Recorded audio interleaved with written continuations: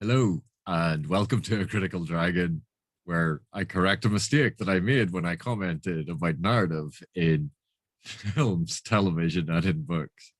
So, as some of you may have seen already, I put a video up about prologue analysis, the third video on the Memories of Ice prologue of Steven Erikson's Memories of Ice, book 3 of the Malazan Book of the Fallen. Yep, I made a whopping mistake. And I'm I freely admit it. I made the mistake of, and I'll explain how I did this because it's the thing that I always try not to do. And that with these videos, honestly, I am trying to show how we shouldn't fall into this mistake. And I made a whopper of a mistake. So I'll explain my mistake. I'll go through the analysis, and then I'll talk about the other points that I was bringing up in the prologue. Um, I'll leave the other video up. I'll change its title to say "Don't watch this one." But I'm not a person who hides when I am wrong. I made a mistake. I own up to it. It's absolutely fine. This is the only way that I learn. So this is a learning experience for me in that, yep, I have to learn to be a lot more careful and I shouldn't rush things. Um, so the mistake I made was I confused events in the second half of the second part of the prologue. Part of it was I didn't pay particular attention to the little epigraph information at the top. I just looked at the date and moved on because I'd been focusing on the dates. And of course, the date 119,736 years before Burn's sleep, 3 years after the fall of the crippled god. So that's in the title of the epigraph. And I looked at that and just went, yes, this is the same thing that Erikson is doing about signaling the ludicrous way of trying to date these things, that this is another signal, that this is a mythic story, that this is a legendary story, that this date is entirely arbitrary, and it's a signal that we shouldn't be focused on this as a factual account and should look at it more as a symbolic, folkloric, mythic, legendary thing where some of the facts have been changed. And what I didn't pay attention to was 3 years after the fall of the crippled god. So the first part of this describing the fall is already framed in the epigraph as happening in the past before the events happening here. That's a big signal. It's in the epigraph. I shouldn't have overlooked it. That's mistake number one. Number two, it lists two different continents, and it does it in the actual prologue, and they're referred to as sister continents. And when I had a quick glance at the map when I was looking at this, and to be honest, it was a while ago because I'm reading House of Chains at the minute. But when I looked at it, the continents were really close together. And I went, ah, well, sister continents, they're really close together. And I forgot about that thing called scale. And really, at the end of the day, they're big continents. The dying god comes down, or the crippled god comes down, causes all this destruction. If it happened on one, it happened on the other. Oh, it's all the same. No, it's not the same, AP. No, AP, you're an idiot. So I conflated the two and said that when the three elder gods confront Talor, we're being so mean and horrible to Talor because all of this destruction was the crippled god being called down, all of this pain and suffering raining down, all of these fires, everything being devastated, and Talor did nothing wrong. And these three gods basically accuse him of crimes when this was all the summoners did this, and the whole continent was devastated. Can you see my mistake? So this is me saying mea culpa. I completely screwed that up. So let's do this analysis again. I still think, in all honesty, we end up with a more nuanced picture of Talor. But yes, it's not as stark as I had made out in the previous video. So we have this whole description of the fall of the crippled god. that the fall shattered a continent, forests burned, firestorms lighting the horizons, ash-filled clouds. The conflagration seemed unending, world-devouring, weeks into months. So what we have here is absolute devastation, which completely annihilates a continent. And this was all caused by, and in this description, is singled out being caused by these summoners. And Krull even thinks to himself that these summoners have already paid the price. There's no point in pursuing them. They've already been wiped out. So let's have a look at some of the imagery being used here. So the line in particular, pain gave birth to rage, rage to poison, and infection sparing no one. So the crippled god is being linked to the birth imagery, to the child and mother imagery that is previously established in the prologue, because we had the Jagat with the two children, we had Kilava, who was able to breastfeed the two children, so another aspect of motherhood. This is another type of monstrous birth. We had Kilava throw the two children into the rent in a sort of reverse birth, because a big rent in space, kids going into it instead of kids coming out of a rent. You know, look at that imagery as you will. But here we have a god, a deity, being torn to pieces, raining down. And if you think of a planet, a globe, and then these things coming in like comets, which would have a head and a tail. Now imagine that on a cellular scale where you have a circular cell and then a little cell with a head on it and a tail coming down to hit the planet. Now, in this, we do get this sort of birthing imagery, this pregnancy imagery, this child imagery, which connects to that before. Is it the same as before? No, it's not the same, but it's an echo, it's an evocation, it's a point of connection. And when we then have the pain gave birth to rage, rage to poison, we have this idea of the birthing cries, the screams of the baby. So when a baby is born, and we see this in all those movies where they pick the baby up and they slap its bum to make sure its airways are clear, because the baby then starts crying and they go, yeah, that's a good, healthy cry. And of course, the baby's going, you just smacked my arse. I'm not particularly happy about that. I'd like to be, 18 and be able to consent to this. Thank you very much. There are clubs. So that whole set of imagery in this, even though this is about destruction, this is about a continent being leveled, there is an element of creation. And this ties into what I've been saying about contrasts in Erikson's language, setting up these opposites, dyads, polar opposites, contrasts, that creation and destruction, the birth and death, like these things being set up in opposition and creating a tension between them. And a lot of what the Malazan Book of the Fallen does is explores that tension. It's not about sitting on one side or the other. Erikson quite often gives us one perspective, creates the tension, and then asks us to engage with the other. And a lot of that is signified through the language. Like a linguistic way that he does this, if you think of the heaving ash-filled clouds blanketing the sky.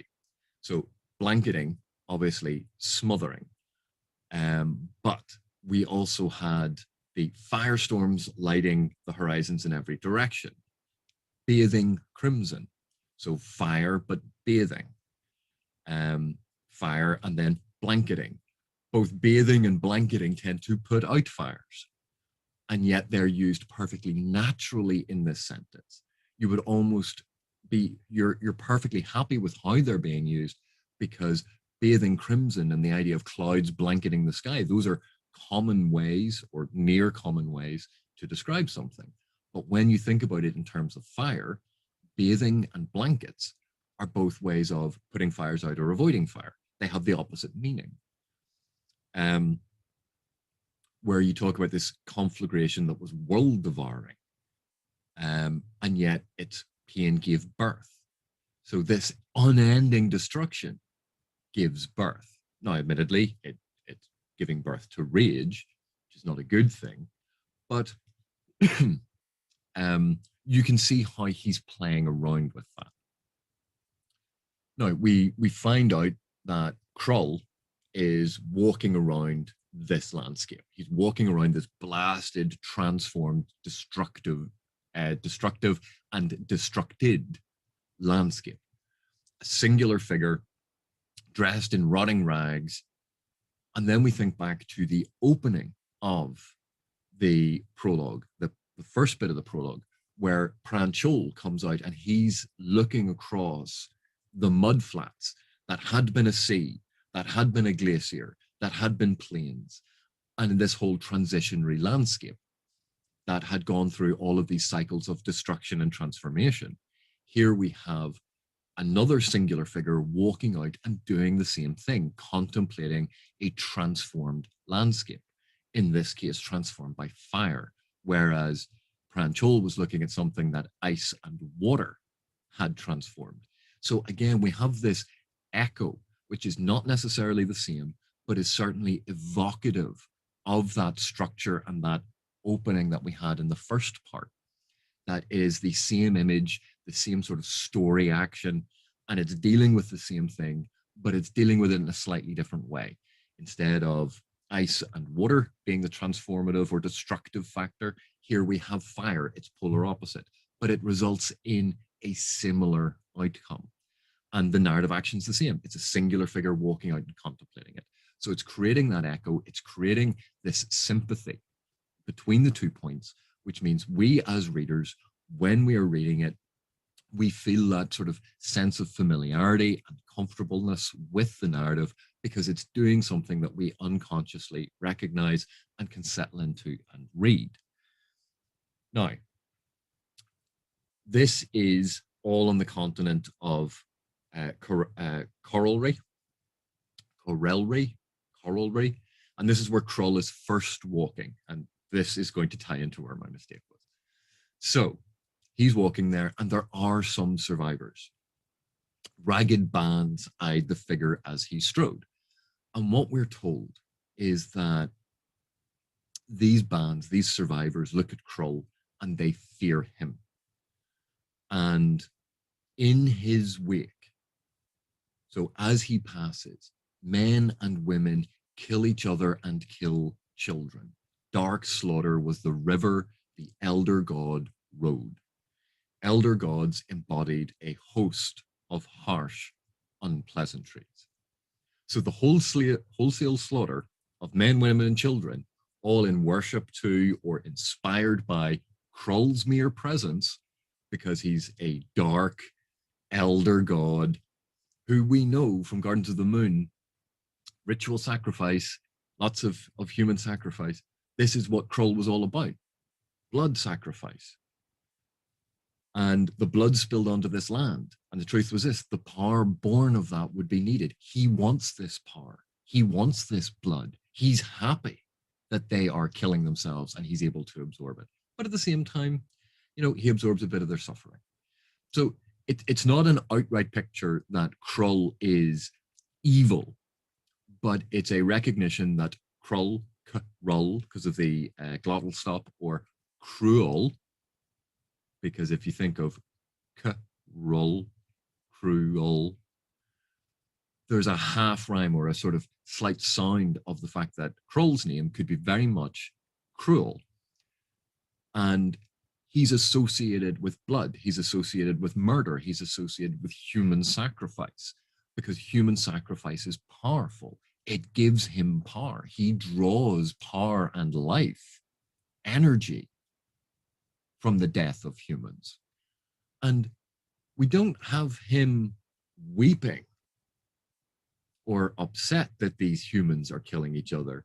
He sees it very pragmatically, at least in this prologue, that this power would be needed. So it's pragmatic. Yeah, all of these humans can kill each other. I'll absorb the power of their sacrifice because I need the power. That is a very pragmatic and cold attitude. And in something that's been about the fire of the fall of the crippled god, here we have almost like the polar opposite, someone who is unpresupposing in striding across this landscape and just, absorbing everyone's death. So that sets up Krull in quite a dark, if not evil. It's not evil, but it sets up in a very dark position. Then we move on to Krull leaves Korelri and goes to Jackuruku.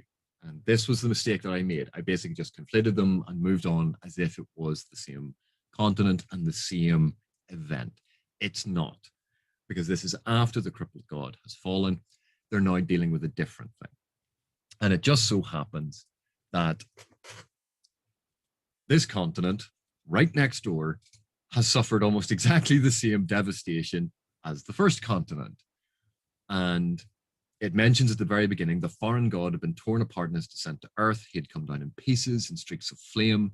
His pain was fire, screams, and thunder, a voice that had been heard by half the world, pain and outrage. And, Krull reflected, grief. It would be a long time before the foreign god could begin to reclaim the remaining fragments of its life and so begin to unveil its nature. Krull feared that day's arrival. From such a shattering could only come madness. And it leads to that old joke. Are you mad? Mad? I'm furious. The crippled god has been split into pieces, wounded, dragged into this foreign realm against its will, and is in pain and is shattered and is trying to find these remnants to come together. And Krull's first feeling about it is not, what should I do to repair the crippled god? It's only going to lead to madness. There's a sense of they're going to have to deal with this. Not help the crippled god, but deal with it. But this is where it mentions that the summoners of the crippled god were dead. They were destroyed by what they had called down. And there was no need to try and punish them. The summoners sought power, all to destroy one man. So these summoners had called down the crippled god, were told outright, to destroy one man. And this one man is the High King, Talor. And that's a name we remember from Gardens of the Moon, because he was allied with Brood and Rake. And this is where I combined all of this stuff. But here on Jackuruku, in the shadow of K'chain Shamal ruins, so a mention of another ancient race, another empire had emerged. Brutal, a devourer of souls, its ruler was a warrior without equal. Krull had come to destroy him and had come to snap the chains of 12 million slaves. Even the Jagat tyrants had not commanded such heartless mastery over their subjects. No, it took a mortal human to achieve this level of tyranny over his kin. So, Krull is describing Talor as a slaver, as someone who has enslaved an entire empire, an entire 12 million souls, and he's come down to deal with him. Now, that's where I conflated the whole thing and I made the mistake saying this was actually all about the crippled god. But Krull does give this reason. This is a different continent. The crippled god fell on the other one. This is a different one. Yes, the people who summoned the crippled god were trying to defeat Talor, but it fell on a different continent. This is Jackuruku. It's a different continent. And what the elder gods discover is this continent has been turned to ash. It has been absolutely annihilated. And Talor has built a pile of bones and set his throne atop it and is waiting on the confrontation with these three elder gods. And we have the three elder gods cursing him. Each one gives him a single curse, so he has three curses. Talor responds in kind by cursing them back, three curses. So we have three elder gods, three curses given, three curses received. We had three Jagat. We had Kalava and the two Jagat children, again forming a three. We had the three Ranag, who had been hunted by the A. So we have this recurrence of the number three, this pattern. And it has that sense of folkloric or legend, the rule of three, or saying something three times made it binding, knocking three times. All of this, the goddess Hecate, the maid, the mother, and crone.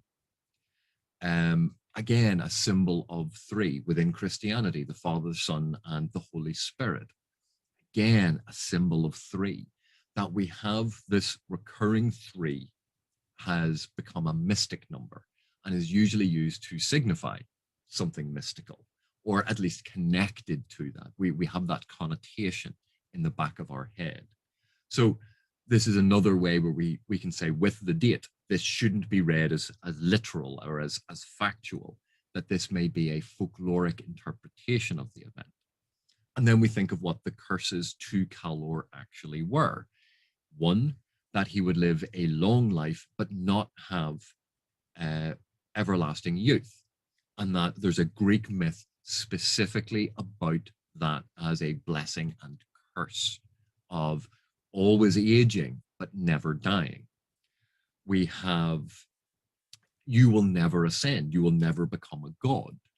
So the stopping of Talor ascending, which is clearly what this emperor seems to have wanted. He wanted to be a god emperor. Look at Julius Caesar and Augustus Caesar proclaiming themselves to be gods. Sorry, excuse me. That they, even had months named after themselves to, and completely screw up the calendar because it moves October 8 into the 10th position, all because they wanted the nice months in the middle. But Draconis issues this curse saying, you will never ascend. So we have Krull cursing him with eternal life, but not eternal youth. We have Draconis cursing him with, you will never ascend. And then the Sister of Cold Nights, in quite a chilly response, says to Talor, everything you do will turn to dust. Because obviously we are seeing that connection with what he's surrounded by, the ash, the dust of an entire civilization. And she says, everything you do will turn to dust. You will never succeed in anything that you try. And this has implications both of Sisyphus constantly having to roll that boulder up the hill, but never quite getting it on top because it would roll back down again.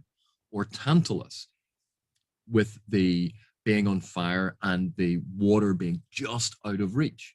And it's why we call that alcohol cabinet with the glass fronting a Tantalus, because you can see the alcohol inside, but you can't touch it because of the glass. All of these things are kind of being evoked here, these ancient myths, these ancient legends. And so Talor kind of curses them back. He goes, fine, if you're going to curse me, I will curse you, because these three curses, this situation, all of these people who died screaming my name have given me this power, and I'm going to curse you. Krull, you are going to be forgotten. And if we remember back to the start of Gardens of the Moon, Krull had been forgotten. He didn't have worshippers anymore. And it was only that assassin and Opon's own luck getting killed on Krull's belfry that resulted in the blood sacrifice that re-awoke Krull. He says to Draconis, you're going to be destroyed by the thing that you made. Draconis later reveals that he is building a sword, that he is constructing a sword, and it's going to be this powerful magical sword. And what did we see in Gardens of the Moon? Perrin talking to Draconis in the sword, Dragnapur, the sword that Anomander Rake is wielding. So it hints at this great backstory. And then he says to the Sister of Cold Nights, in a type of curse that, unlike the others, which are kind of vague, you're going to be torn apart by inhuman hands on a battlefield. Now, that sounds incredibly specific. And if you're the kind of reader that I usually am and don't miss things, you'll start thinking back to the previous books. Is this something being referenced? Because this is an incredibly specific and non-general curse. But he curses her that she'll be ripped apart by inhuman hands on a battlefield. And they go, right, done is done. They kind of wander off, leave him sitting there in his wounded empire. And then here we see like one of the coolest, strangest sort of symbolic things that as a reader of fantasy, you love learning about the magic. You find out that Krull takes this devastated continent into himself, and with his own blood and with all of this energy that he's collected, forms of it a warren, so that the continent is scarred clean, and he has cleaned this wound, and it can now heal, and the land will heal. But he forms a warren. And of course, if we then think back, Garden to the Moon and Deadhouse Gates, what warren have we seen that is full of ash, full of dead bones, full of relics of the past? The Imperial Warren. Krull, we have just witnessed Krull making the Imperial Warren. So this is a creation myth, as well as the fall of the crippled god we see. We see the cursing of Talor, and we see the creation of a warren. We're dealing with this sort of destruction creation cycle all the way through this prologue. So this is very much a creation myth of various things. And I think that basically covers those major points. But what I wanted to say then in sort of an attempt at analysis was I had very much blamed in my previous video the gods for this. Because number one, if Talor was such a tyrant and so cruel and so terrible, as they describe him, he is mortal. They are three elder gods. They are these powerful gods who have all of this magical ability, who have all of this power. They could have stopped him at any point. They could have stopped him before the crippled god was called down. They didn't. The crippled god gets called down, wipes out a continent. Do they turn up then? No. They wait. This is sometime later. Although it says months, remember this is mythic time. So it may not have been months. It could have been years. It could have been decades. It could have been hundreds of years.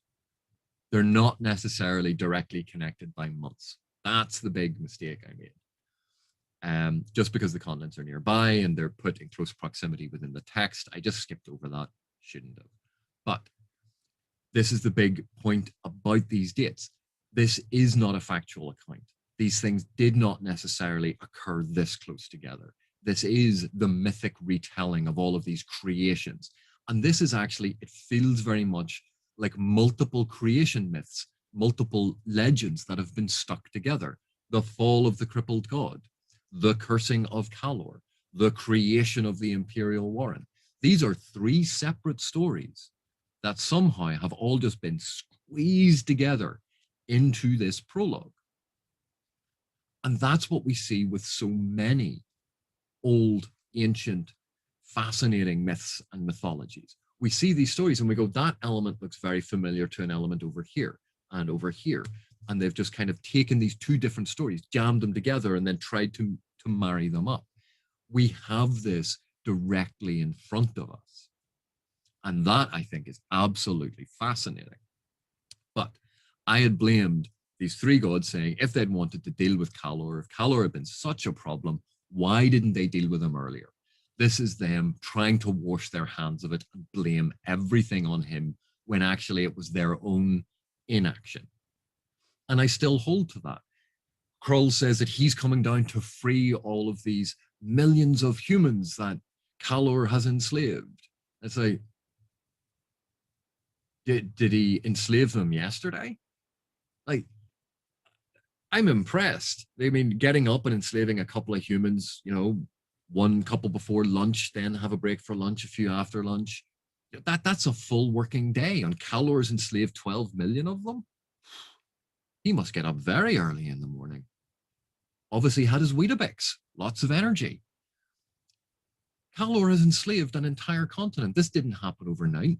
Krull and the Sister of Cold Nights and Draconis were well aware that Talor's empire was there. It didn't just appear. And then eventually they go, well, we'll go and deal with this. And the implication is they're going down to deal with this. They're going to blame Talor because basically another continent got wiped out because the crippled god got called down. And they're blaming Talor for that. And that seems a little unfair. Insurrectionists of some type had summoned a god to try and defeat Talor, and Talor's getting blamed for it. These three elder gods should have dealt with this a long time ago, but they didn't. Draconis is too busy polishing his sword. The Sister of Cold Nights was probably curled up next to a nice fire because it's a cold night. Krull was probably, watching some blood sacrifice in his name and went, I'll deal with it tomorrow. These are not good gods. They are not heroic gods. They've rocked up after the fact and they're blaming the mortal, the human mortal who's sitting there. And yeah, he's a brilliant warrior. Fantastic. Were you going to punch him? Were you going to confront him in a fist fight? No, you're gods with all of this powerful magic. So I think this still very much sets the gods up in a very poor light, that the narrative, the narrator is describing these gods in quite a negative way. But when we look at the sequencing, we go, oh yes, but Talor killed all of these people. He's absolutely terrible. Like, he's a clear villain. The narrative is sort of saying, well, yeah, he's accused of it. The perspective is with Krull, and Krull is blaming him. But is Talor to blame for all of the deaths? Because we're not told how he did it. He claims, oh yeah, it was my empire, I can do with it what I want. But why would Krull be upset with 12 million deaths? Unless it was, well, there were 12 million deaths that could have been given to me and given me all the power. Because remember, at the beginning, Krull is described as absorbing murder. Men, women, and children are being killed in his wake, and he's just sucking in all the blood and the murder and the mayhem and the hate and feeding on it. Does that sound like the kind of person going, you enslaved 12 million people, you naughty boy?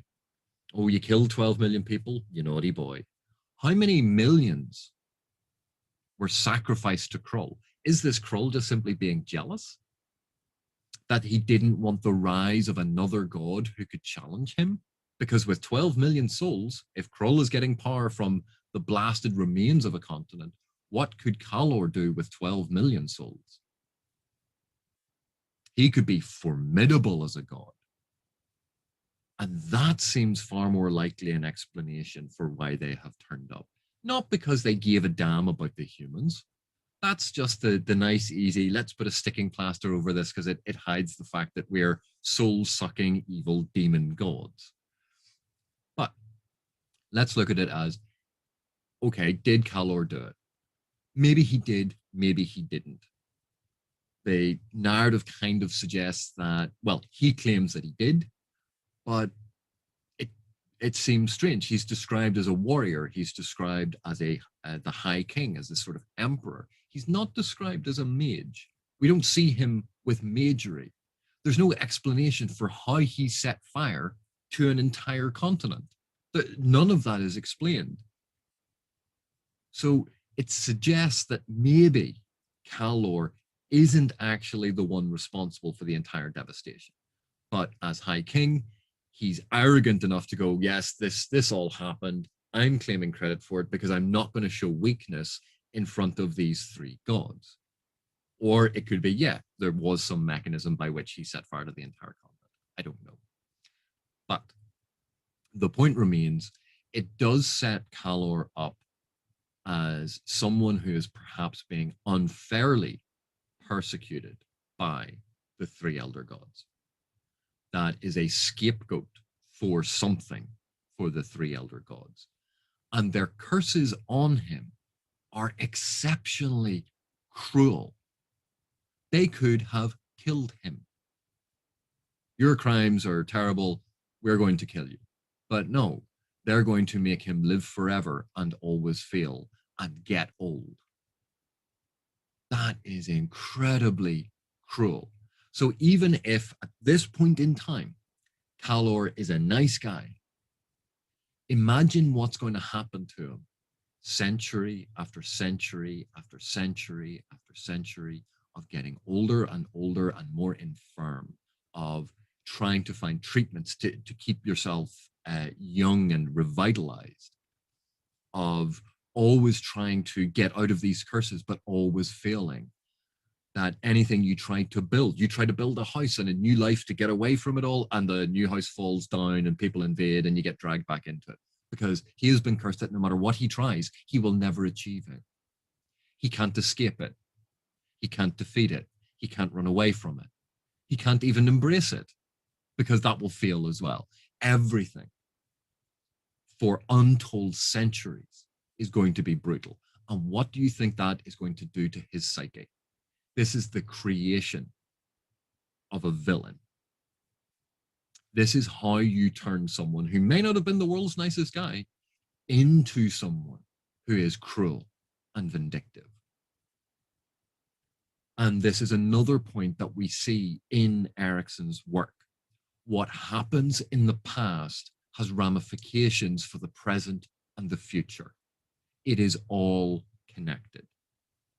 We have seen vast civilizations buried under the deserts at Raraku. We have seen seas that turned into plains and how that changed the landscape and the way of life. We have seen how ancient wars between the Imas and the Jagat have resulted in the Talan Imas, which has an impact on what's going on in the world now. The past influences the present and impacts the future. And here we see it in real time. We get another abject and specific lesson in it. So hopefully that clears up the mistake I made in the previous video. I do apologize. I am only human, most of the time. But I wanted to try and do a video to correct it. I hope this is slightly more cohesive and coherent then, and agrees with a much more applicable reading. So again, apologies. I made a mistake, my bad. And I think this is a much more cohesive and better approach. But thanks for watching, and I will catch you in the next one.